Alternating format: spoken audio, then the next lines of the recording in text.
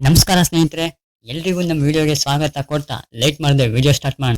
ಈ video concept ನಿಮಗೆ ಇಷ್ಟ ಆದರೆ ಚಾನಲ್ನ ಸಬ್ಸ್ಕ್ರೈಬ್ ಮಾಡಿ, ಲೈಕ್ ಮತ್ತು ಶೇರ್ ಮಾಡೋದನ್ನ ಮರಿಬೇಡಿ. ವಿಷಯಕ್ಕೆ ಬರ್ತೀನಿ ನಾನು.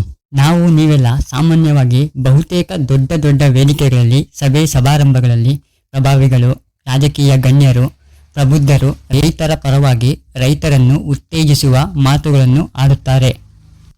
ನೀವು ಸಹ ಕೇಳಿರ್ತೇವೆ. ಆದರೆ ವಾಸ್ತವದಲ್ಲಿ ಅದೇ ರೈತರಿಗೆ ಅನ್ಯಾಯವಾದಾಗ, ಸಮಸ್ಯೆ ಆದಾಗ ಅವರ ಪರವಾಗಿ, ಅವರ ಧ್ವನಿಯಾಗಿ ಎಷ್ಟು ಜನ ನಿಲ್ತಾರೆ ಅನ್ನೋದೇ ಪ್ರಶ್ನೆ ಅಲ್ವಾ?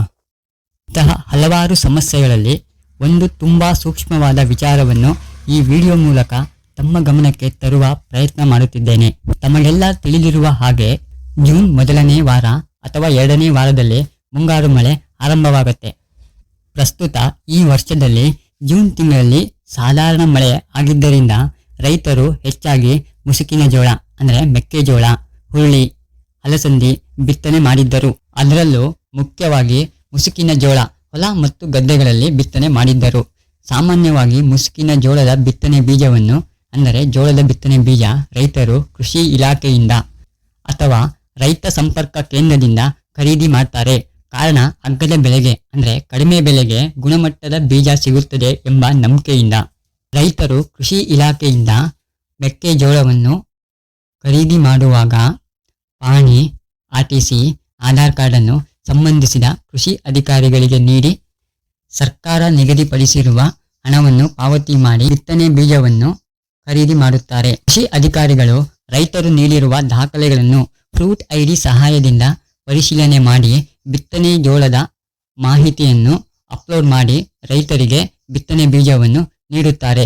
ಫ್ರೂಟ್ ID ಅಂದರೆ ನಿಮಗೆ ಎಲ್ಲ ಹೇಗೆ ಆಧಾರ್ ಕಾರ್ಡಲ್ಲಿ ನಂಬರ್ ಇರುತ್ತೋ ಹಾಗೆ ಪ್ರತಿಯೊಬ್ಬ RTC ಓನರ್ಗೆ ಅಂದರೆ ಪಾಣಿ ಓನರ್ಗೆ 13 ಸಂಖ್ಯೆಗಳನ್ನೊಳಗೊಂಡ ಒಂದು ID ಕೊಟ್ಟಿರ್ತಾರೆ. ಈ ಮೇಲಿನ ಫೋಟೋದಲ್ಲಿ ತಾವು ಗಮನಿಸಬಹುದು.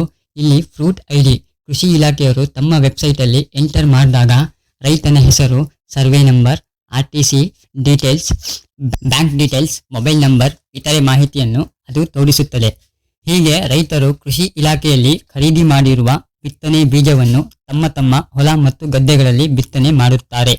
ಪ್ರಸ್ತುತ ವರ್ಷದಲ್ಲಿ ಸಾಧಾರಣವಾಗಿ ಆರಂಭಗೊಂಡಿದ್ದ ಮಳೆಗಾಲ ಬರುತ್ತಾ ಅಂದರೆ ಜುಲೈ ಅಂತ್ಯಕ್ಕೆ ಅಥವಾ ಆಗಸ್ಟ್ ತಿಂಗಳ ಮೊದಲ ವಾರದಲ್ಲಿ ಧಾರಾಕಾರವಾಗಿ ಸುರಿದು ಕೆರೆ, ಹಳ್ಳ, ಕಟ್ಟೆ, ನದಿ, ಚಾನಲ್ಗಳೆಲ್ಲ ತುಂಬಿ ಹರಿಯುತ್ತಿರುವುದನ್ನು ತಾವು ಗಮನಿಸಿರಬಹುದು.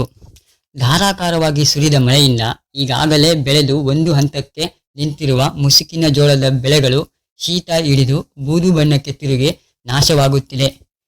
ಇದರಿಂದ ರೈತನಿಗೆ ತೀವ್ರ ನಷ್ಟವಾಗುತ್ತದೆ. ಯಾಕೆಂದರೆ ಈಗಾಗಲೇ ಬಿತ್ತನೆ ಬೀಜ, ಟ್ರ್ಯಾಕ್ಟರ್, ಗೊಬ್ಬರ, ಕೀಟನಾಶಕ ಮುಂತಾದವುಗಳಿಗೆ ಒಂದಷ್ಟು ಬಂಡವಾಳ ಹಾಕಿರುವ ರೈತನಿಗೆ ತನ್ನ ಮುಸುಕಿನ ಜೋಳದ ಬೆಳೆ ಹಾಳಾಗಿರುವುದರಿಂದ ಆರ್ಥಿಕವಾಗಿ ಬಹಳ ಪೆಟ್ಟು ಬೀಳುತ್ತದೆ. ಆದರೂ ದೇಶಕ್ಕೆ ಅನ್ನ ಕೊಡುವ ರೈತ ಛಲ ಬಿಡದೆ ಮತ್ತೆ ಜೋಳ ಇರುವ ಗದ್ದೆಗಳನ್ನು ಸಂಪೂರ್ಣವಾಗಿ ಅಳಸಿ ಮತ್ತು ಅದಕ್ಕೆ ಭತ್ತದ ನಾಟಿ ಮಾಡಲು ಜಮೀನನ್ನು ಸಿದ್ಧಪಡಿಸುತ್ತಾನೆ. ಈ ಬಾರಿ ಮತ್ತೆ ಬಿತ್ತನೆಯ ಭತ್ತ ತರಲು ಕೃಷಿ ಇಲಾಖೆಗೆ ಹೋದಾಗ ಕೃಷಿ ಅಧಿಕಾರಿಗಳು ಈಗಾಗಲೇ ನಿಮ್ಮ ಫ್ರೂಟ್ IDಯಲ್ಲಿ ಮುಸುಕಿನ ಜೋಳವನ್ನು ನೀಡಿದ್ದೇವೆ, ಹೀಗಾಗಿ ಮತ್ತೆ ನಿಮಗೆ ಈ ಫ್ರೂಟ್ IDಯಲ್ಲಿ ಬಿತ್ತನೆಯ ಭತ್ತವನ್ನು ನೀಡಲು ಸಾಧ್ಯವಿಲ್ಲ ಎಂದು ಸಾರಾಸಕ್ತಾಗಿ ಹೇಳಿ ವಾಪಸ್ ಕಳಿಸ್ತಾರೆ. ಕೃಷಿ ಅಧಿಕಾರಿಗಳ ವರ್ತನೆ ಮತ್ತು ಅಹಂಕಾರದ ಬಗ್ಗೆ ಹೆಚ್ಚು ಹೇಳುವ ಅಗತ್ಯವಿಲ್ಲ ಅನ್ಕೊಳ್ತೀನಿ. ಈಗಾಗಲೇ ಸಾಕಷ್ಟು ನಷ್ಟ ಹೊಂದಿರುವ ರೈತನಿಗೆ ಕೃಷಿ ಇಲಾಖೆಯಲ್ಲಿ ಬಿತ್ತನೆಯ ಭತ್ತ ಸಿಗಲ್ಲ ಎನ್ನುವ ಮಾತು ಮತ್ತಷ್ಟು ಆರ್ಥಿಕವಾಗಿ ಕುಗ್ಗಿಸುತ್ತದೆ. ಒಂದು ಹಂತಕ್ಕೆ ಕೃಷಿ ಇಲಾಖೆಗೆ ಹೋಗಲೇಬಾರದು ಎಂಬ ಮನಸ್ಥಿತಿಗೆ ಬಂದು ಬಿಡುತ್ತಾರೆ. ಈ ರೀತಿಯ ರೈತನ ಪರಿಸ್ಥಿತಿಯ ಲಾಭವನ್ನು ಪಡೆದ ಖಾಸಗಿ ಅಂಗಡಿಯವರು ದುಪ್ಪಟ್ಟು ಬೆಲೆಗೆ ಬಿತ್ತನೆ ಬೀಜವನ್ನು ಮಾರುತ್ತಿದ್ದಾರೆ. ಮತ್ತೊಂದೆಡೆ ಕೃಷಿ ಅಧಿಕಾರಿಗಳು ಹೆಚ್ಚಿಗೆ ಹಣವನ್ನು ರೈತರಿಂದ ಪಡೆದು ಯಾವುದೇ ಫ್ರೂಟ್ ID ಇಲ್ಲದೆ ಅವರಿಗೆ ಬಿತ್ತನೆಯ ಭತ್ತ ಕೊಡುತ್ತಿದ್ದಾರೆ. ಈ ರೀತಿ ಹಂತ ಹಂತವಾಗಿ ನಮ್ಮಲ್ಲಿ ಔಷಧಿ ಇಲ್ಲ, ಗೊಬ್ಬರ ಇಲ್ಲ, ಬಿತ್ತನೆಯ ಬೀಜ ಇಲ್ಲ ಸಲ್ಲದ ಸಬೂಬುಗಳನ್ನು ಹೇಳಿ ರೈತರಿಂದ ಸುಲಿಗೆ ಮಾಡಲಾಗುತ್ತಿದೆ. ಈಗಾಗಲೇ ಅಧಿಕ ಮಳೆಯಿಂದ ಆರ್ಥಿಕವಾಗಿ ಹೊಡೆತ ತಿಂದಿರುವ ರೈತ ಅಧಿಕಾರಿಗಳ ವರ್ತನೆ ಮತ್ತು ಮಧ್ಯವರ್ತಿಗಳ ಹಾವಳಿಯಿಂದ ಬೇಸತ್ತು ತಮ್ಮ ಸಮಸ್ಯೆಯನ್ನು ಯಾರಿಗೂ ಹೇಳಲಾಗದೆ ದುಪ್ಪಟ್ಟು ದರಕ್ಕೆ ಬಿತ್ತನೆ ಬೀಜ, ಗೊಬ್ಬರ, ಕೀಟನಾಶಕಗಳನ್ನು ಪಡೆಯುತ್ತಿದ್ದಾನೆ. ಇಲ್ಲಿ ಅಧಿಕಾರಿಗಳು, ಸರ್ಕಾರ, ವೆಬ್ಸೈಟ್, ಫ್ರೂಟ್ ID ಇದು ಸರಿ ತಪ್ಪು ಅನ್ನೋದಲ್ಲ ನನ್ನ ವಿಚಾರ. ಈ ಫ್ರೂಟ್ ID ಅಪ್ಲೋಡ್ ಡಾಟಾ ಒಂದಷ್ಟು ಮಾರ್ಪಾಡು ಮಾಡಿದರೆ ರೈತರಿಗೆ ಸಾಕಷ್ಟು ಉಪಯೋಗವಾಗುತ್ತದೆ ಮತ್ತು ಆರ್ಥಿಕವಾಗಿ ಸಹಾಯವಾಗುತ್ತದೆ. ಮಧ್ಯವರ್ತಿಗಳ ಹಾವಳಿ ಕೂಡ ನಿಲ್ಲಿಸಬಹುದು. ಉದಾಹರಣೆಗೆ, ಒಬ್ಬ ರೈತ ತನ್ನ ಫ್ರೂಟ್ ಐಡಿ ಸಹಾಯದಿಂದ ಕೃಷಿ ಇಲಾಖೆಯಲ್ಲಿ ಮೆಕ್ಕೆಜೋಳದ ಬಿತ್ತನೆ ಬೀಜವನ್ನು ಖರೀದಿ ಮಾಡಿ ಬಿತ್ತನೆ ಮಾಡುತ್ತಾನೆ. ನಂತರದ ದಿನಗಳಲ್ಲಿ ಅಧಿಕ ಮಳೆಯಿಂದ ಅಥವಾ ಇನ್ನಿತರೆ ಕಾರಣದಿಂದ ಅವನ ಬೆಳೆ ನಾಶವಾದರೆ ಮತ್ತೆ ಅವನು ಅದೇ ಫ್ರೂಟ್ ಐಡಿಯಲ್ಲಿ ಮತ್ತೊಮ್ಮೆ ಬಿತ್ತನೆಯ ಭತ್ತವನ್ನು ಪಡೆಯಲು ಅವಕಾಶ ಮಾಡಿಕೊಡಬೇಕು. ಒಮ್ಮೆ ರೈತ ಬೆಳೆದಿರುವ ಜಮೀನಿಗೆ ಕೃಷಿ ಅಧಿಕಾರಿಗಳು ಭೇಟಿ ನೀಡಿ ಬೆಳೆ ನಾಶವಾಗಿರುವುದನ್ನು ಖಾತ್ರಿಪಡಿಸಿಕೊಂಡ ನಂತರ ಅವನಿಗೆ ಅದೇ ಫ್ರೂಟ್ ಐಡಿಯಲ್ಲಿ ಪ್ರಸ್ತುತ ವರ್ಷದಲ್ಲಿ 2ನೇ ಬಾರಿ ಬಿತ್ತನೆ ಬೀಜವನ್ನು ಖರೀದಿ ಮಾಡಲು ಅವಕಾಶ ಮಾಡಿಕೊಟ್ಟರೆ ಇದರಿಂದ ರೈತರಿಗೆ ಸಾಕಷ್ಟು ಸಹಕಾರವಾಗುತ್ತದೆ. ಮುಂದಿನ ವರ್ಷ ಈ ರೀತಿಯ ಸಮಸ್ಯೆ ಆಗದಿರುವ ಹಾಗೆ ಸರ್ಕಾರ ಮತ್ತು ಅಧಿಕಾರಿಗಳು ಈ ರೀತಿಯ ಸಮಸ್ಯೆಗಳ ಬಗ್ಗೆ ಗಮನ ಹರಿಸಲಿ ಎನ್ನುವುದೇ ನಮ್ಮ ಆಶಯ. ಬೆಳೆ ಪರಿಹಾರದ ಬಗ್ಗೆ ಏನಿದೆ ಅಪ್ಡೇಟ್ ಅಂತ ಕೇಳೋದಾದ್ರೆ, ಸಾಕಷ್ಟು ರೈತರು ಪ್ರಧಾನಮಂತ್ರಿ ಫಸಲ್ ಬಿಮಾ ಯೋಜನೆ ಅಡಿ ಬೆಳೆ ವಿಮೆ ಅಂದ್ರೆ ಬೆಳೆ ಇನ್ಶೂರೆನ್ಸ್ ಮಾಡಿಸಿರ್ತೀರಾ. ಬೆಳೆ ಇನ್ಶೂರೆನ್ಸ್ ಬರತ್ತಾ ಬರಲ್ವಾ, ಬಂದ್ರೆ ಯಾವಾಗ ಬರುತ್ತೆ, ಬರಲಿಲ್ಲ ಅಂದ್ರೆ ಯಾರಿಗೆ ಕೇಳಬೇಕು ಅನ್ನೋ ಪ್ರಶ್ನೆ ಸಾಕಷ್ಟು ರೈತರಿಗೆ ಕಾಡುತ್ತಿದೆ. ನೀವು ಗ್ರಾಮ 1 ಅಥವಾ CSC ಕೇಂದ್ರಗಳಲ್ಲಿ ಬೆಳೆ ವಿಮೆಗಳನ್ನು ಮಾಡಿಸಿದಾಗ ನಿಮಗೆ ಬೆಳೆ ವಿಮೆ ಚೀಟಿ ಅಥವಾ ಅಕ್ನಾಲಜ್ಮೆಂಟ್ ಕೊಟ್ಟಿರುತ್ತಾರೆ. ಈ ಮೇಲಿನ ಫೋಟೋದಲ್ಲಿ ಕಾಣ್ತಿದೆಯಲ್ಲ, ಆ ರೀತಿ ಇರುತ್ತೆ ಅಕ್ನಾಲಜ್ಮೆಂಟ್. ಇದರಲ್ಲಿ ಮೇಲೆ ಕಾಣ್ತಿದೆಯಲ್ಲ ACK ನಂಬರ್, ಇದು ಬಹಳ ಇಂಪಾರ್ಟೆಂಟ್. ಈ ನಂಬರ್ನಿಂದ ನಿಮ್ಮ ಅರ್ಜಿಯ ಸ್ಥಿತಿಗತಿಯನ್ನು ಕಂಡುಹಿಡಿಯಬಹುದು. ಇದರಲ್ಲಿ ಅರ್ಜಿದಾರನ ಹೆಸರು, ಪಹಣಿಯಲ್ಲಿರುವ ಸರ್ವೆ ನಂಬರ್, ಒಟ್ಟು ವಿಸ್ತೀರ್ಣ, ಎಷ್ಟು ಅಮೌಂಟ್ ಪೇ ಮಾಡಿದ್ದೀರಾ ಮತ್ತು ಬ್ಯಾಂಕ್ ಅಕೌಂಟ್ ನಂಬರ್ ಇರುತ್ತೆ.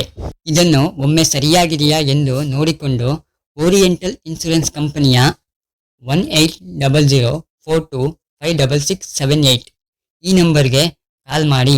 ನೀವು ಕರೆ ಮಾಡಿದಾಗ ಬಿಜಿ ಅಂತ ಬರುತ್ತೆ. ಸುಮಾರು ಜನ ಒಟ್ಟಿಗೆ ಫೋನ್ ಮಾಡೋದ್ರಿಂದ ಲೈನ್ ಬಿಜಿ ಬರ್ತಿರುತ್ತೆ. ಆದರೆ ನೀವು ನಿರಂತರವಾಗಿ 6ರಿಂದ 7 ಬಾರಿ ಪ್ರಯತ್ನ ಮಾಡಿದರೆ ಕಾಲ್ ಕನೆಕ್ಟ್ ಆಗುತ್ತೆ. ಆಗ ಅವರು ನಿಮ್ಮ ಅಕ್ನಾಲಜ್ಮೆಂಟ್ ನಂಬರ್, ಹೆಸರು, ಊರು ಎಲ್ಲ ಮಾಹಿತಿಯನ್ನು ಕೇಳುತ್ತಾರೆ.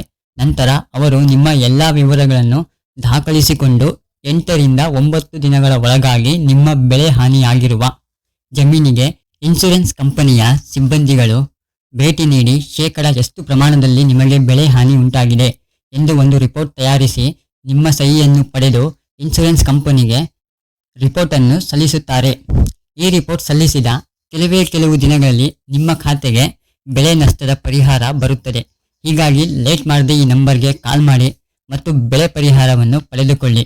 ಹಾಗೆ ಈ ಮಾಹಿತಿ ನಿಮಗೆ ಇಷ್ಟ ಆದರೆ ನಮ್ಮ ಚಾನಲ್ನ ಸಬ್ಸ್ಕ್ರೈಬ್ ಮಾಡಿ, ಲೈಕ್ ಮತ್ತು ಶೇರ್ ಮಾಡೋದನ್ನು ಮರಿಬೇಡಿ.